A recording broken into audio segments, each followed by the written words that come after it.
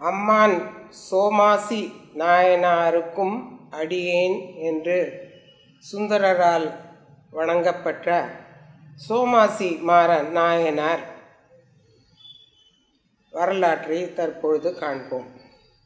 சோழ நாட்டிலே திருவம்பர் என்னும் தலத்திலே நம்முடைய தூய அந்தணர் குலத்திலே பிறந்தவர்தான் சோமாசி மாற நாயனார். இவர் மாற நாயனார். சோமாசி என்பது இவர் புரிந்த வேள்வியின் பயனாக சோம வேள்விகளை நடத்தியதன் காரணமாக இவருக்கு சோமாசி நாயனார் என்ற பெயர் ஏற்பட்டது. இந்த நாயனார் அந்தணர் குலத்திலே பிறந்தவர். இவருடைய உடலிலே நெற்றியிலே எந்நேரமும் திருநீறு ஒலிக்கும். இவருடைய நாவினிலே நமசிவாய வாழ்க, நாதன் தாழ் வாழ்க, இமைப்பொழுதும் மென்னெஞ்சில் நீங்காதான் தாழ்வாழ்க என்று நமசிவாய மந்திரம் ஒலித்து கொண்டிருக்கும். பாதங்கள் கால்களால் பயனென்ன, சிவாலயங்களை சென்று சேர்வதுதானே என்று கூறுவது போல இவருடைய பாதங்கள் எப்பொழுதும் இறைவனுடைய திருக்கோயில்களையே நாடி சென்று கொண்டிருக்கும். இவ்வாறு இந்த சோமாசி நாயனார் பல திருத்தொண்டு புரிந்து அனைவருக்கும் திரு அமுது படைத்து சிவனடியார்களை அனைவரையும் வணங்கி அவர்களுக்கு தொண்டு புரிவதிலேயே தன்னுடைய நாளை கழித்து கொண்டிருக்கையில் திருவாரூருக்கு சென்று இறைவனை சென்றடைய வேண்டும் என்று நினைத்தார். அடுத்து இந்த இறைவனின் திருவடி நிழலை சென்று அடைய வேண்டுமானால் என்ன செய்ய வேண்டும் என்று சிந்தித்தவருக்கு சோம வேள்வி நடத்தினால் இறைவனை அடையலாம் என்று திருக்குறிப்பு வந்தது. ஆகவே இவர் திருவாரூரை சென்று அடைந்தார். திருவாரூரிலே நம்முடைய வந்தொண்டராகிய சுந்தரர் பெருமானும் பறவையாரும் உள்ள தேவாசிரிய திருமண்டபத்தை சென்று அடைந்து அங்கேயே தங்கி அவர்களுக்கு தொண்டு புரிந்து இருந்தார்.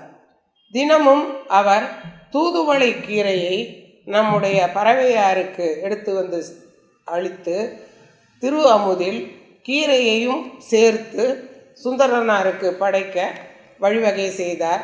சுந்தரனாரும் தினமும் இந்த கீரை எங்கிருந்து வருகிறது என்று கேட்கும் பொழுது நம்முடைய மாறநாயனார் தான் எடுத்துக்கொண்டு வந்தார் என்று நம்முடைய பறவையார் கூறுகிறார். சுந்தரர் மிக மகிழ்ச்சி அடைந்து தங்களுக்கு என்ன வேண்டும் என்று கேட்கிறார். அப்பொழுது அவர் சொல்கிறார், நான் சோம வேள்வி நடத்த வேண்டும் என்று நினைக்கிறேன். இந்த சோம வேள்வியிலே உள்ள அவிர்பாகத்தை நம்முடைய இறைவனார் வந்து அந்த அவிர்பாகத்தை உண்ண வேண்டும் என்று கருதுகிறேன். அதற்கு தாங்கள் திருவருள் புரிய வேண்டும் என்று கேட்டுக்கொண்டார். சுந்தரனாரும் உடனடியாக அதற்கு ஒப்புதல் தெரிவித்தார். சோம வேள்வியும் நடைபெற்றது. ருத்ர வேள்வி என்பது மிக மிக கடினமான ஒரு வேள்வியாகும். இதை மிக பொருட்செலவு அருட்செலவு அனைத்தும் செய்யக்கூடிய இந்த வேள்வி நடந்து கொண்டு முடிவடையும் தருவாயிலே அவர் அந்த அவிர்வாகத்தை அளிக்க வேண்டிய நேரம் வந்தது. அப்பொழுது தெருவிலே ஒரு வேடன் 4 நாய்களை அழைத்து கொண்டு பக்கத்திலே ஒரு வேடத்தி 2 குழந்தைகளை துணியில் சுற்றி கட்டிக்கொண்டு 2 குழந்தைகளை இடுக்கி கொண்டு வந்து கொண்டு தாரை தப்பட்டைகள் எல்லாம் முழங்க அந்த திருவீதியிலே வந்து கொண்டிருந்தார்கள். நம்முடைய சோமாசி நாயனாருக்கு வருவது நம்முடைய சிவபெருமான் என்பது தெரிந்துவிட்டது. உடனடியாக அந்த வேடரை அழைத்து அந்த வேடத்தையையும் அழைத்து அமர வைத்து அவர்களுக்கு இந்த அவிர்பாகத்தை அளித்தார். உடனிருந்தவர்கள் ஆச்சரியத்தால் மிக வியப்படைந்தனர். இந்த அவிர்பாகத்தை இந்த வேடனுக்கு அளிக்கிறாரே என்று நினைத்தார்கள். வேடனாக வந்தது சிவபெருமான், வேடத்தியாக வந்தது நம்முடைய அம்மையார் உமா தேவியார். 2 குழந்தைகள் சிவபெருமானுடைய 2 செல்ல குழந்தைகளான விநாயகரும் முருகனும் 4 நாய்களை பிடித்து கொண்டு வந்தார் அல்லவா. இந்த 4 நாய்களும் 4 மறைகள், தாரை தப்பட்டையோடு வந்தவர்கள் தேவகணங்கள். ஆகவே இதனை உணர்ந்து அதற்காகவே அவர்களுக்கு இந்த ஆவிர்வாகத்தை அளித்தார்.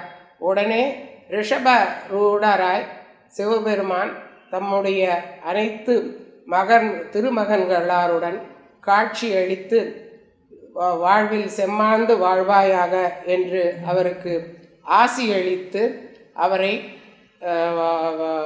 செம்மையான வாழ்வு வாழ செய்தார்.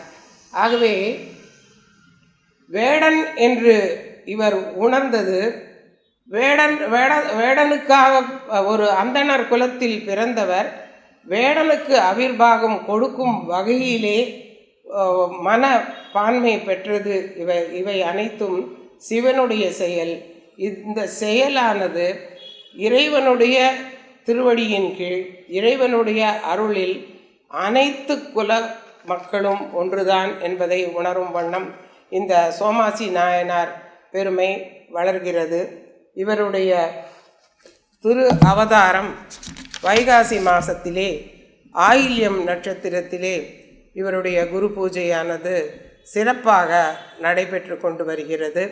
ஆகவே இந்த அம்மான் சோமாசி நாயனார் அவர்களுடைய புகழ் வாழ்க, அவர்களுடைய பெருமை வளர்க, நம்முடைய சிவ தொண்டு வளர்க, சைவ நீதி என்றும் விளங்குக. வணக்கம்.